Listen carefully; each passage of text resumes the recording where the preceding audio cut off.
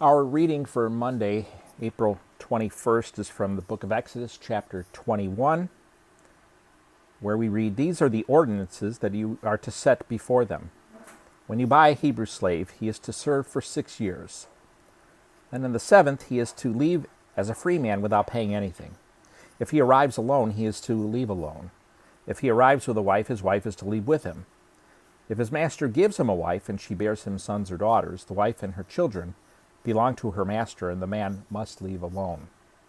But if the slave declares, 'I love my master, my wife, and my children, I do not want to leave as a free man,' his master is to bring him to the judges and then bring him to the door or doorpost.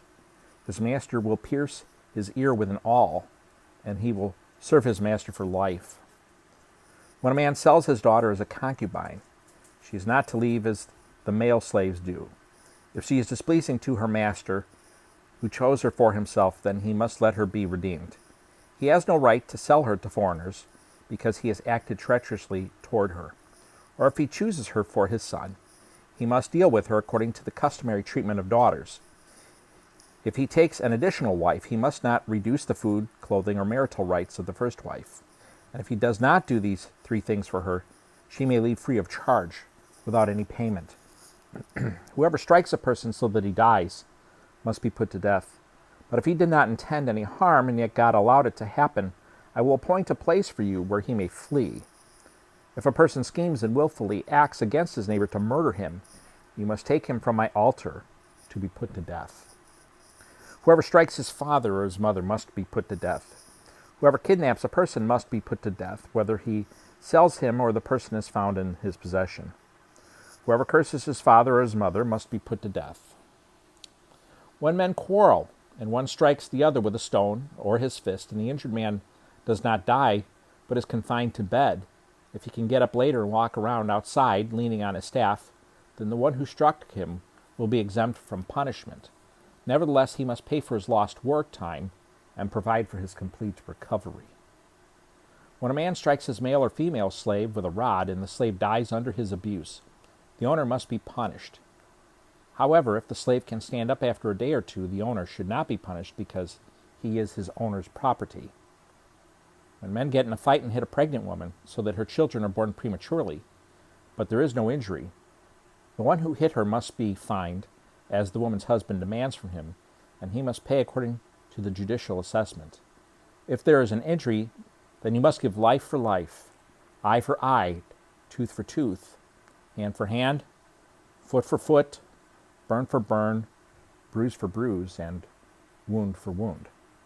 When a man strikes the eye of his male or female slave and destroys it, he must let the slave go free in compensation for his eye. If he knocks out the tooth of his male or female slave, he must let the slave go free in compensation for his tooth. When an ox gores a man or woman to death, the ox must be stoned, and its meat may not be eaten, but the ox's owner is innocent. However, if the ox was in the habit of goring, and its owner has been warned yet does not restrain it, and it kills a man or a woman, the ox must be stoned, and its owner must also be put to death. If instead a ransom is demanded of him, he can pay a redemption price for his life, and the full amount demanded from him. If it gores a son or a daughter, he is to be dealt with according to this same law. If the ox gores a male or female slave, he must give 30 shekels of silver to the master's slave, and the ox must be stoned. When a man uncovers a pit or digs a pit and does not cover it, and an ox or a donkey falls into it, the owner of the pit must give compensation. He must pay to its owner, but the dead animal will become his. When a man's ox injures his neighbor's ox and it dies, they must sell the live ox and divide its proceeds. They must also divide the dead animal. If, however, it is known that the ox was in the habit of goring, yet its owner has not restrained it, he must compensate fully, ox for ox, and the dead animal will become his. Exodus chapter 1. As I mentioned yesterday, as we get to these chapters, we're getting to some interesting chapters in Exodus. And some of this stuff is difficult for us to understand in our 21st century time. Those of us that live in America and the country we live in especially. And as my general goal of this video cast, this YouTube page that I do, is my goal right now is really just reading the Bible and letting it speak for itself. I'm not doing interpretations. I'm not doing commentary.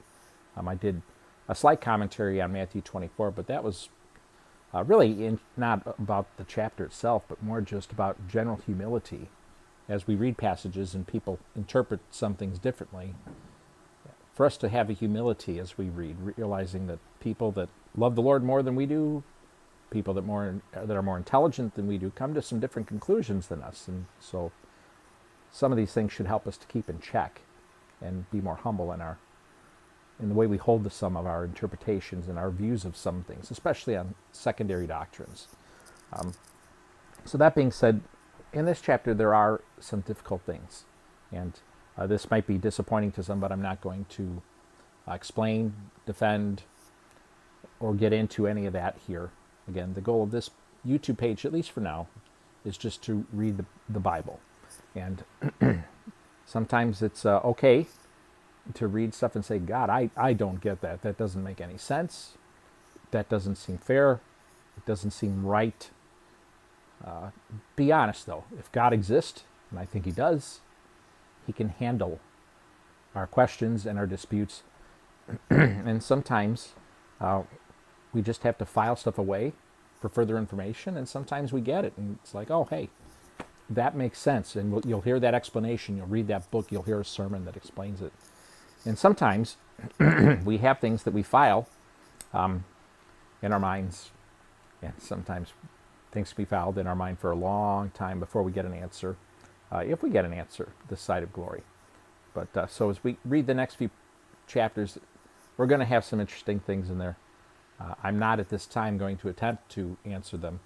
I've got ideas. I've been reading for almost 40 years, but maybe at a later time and a later date, maybe I will eventually start to comment on some things. But for now, again, I just want to read the Bible and have this page as an option for those who have never read it, but can just listen for 5 minutes a day, plus or minus, and get through the Bible in a 3-year period. So we will see you tomorrow. I hope you have a wonderful day. Thank you.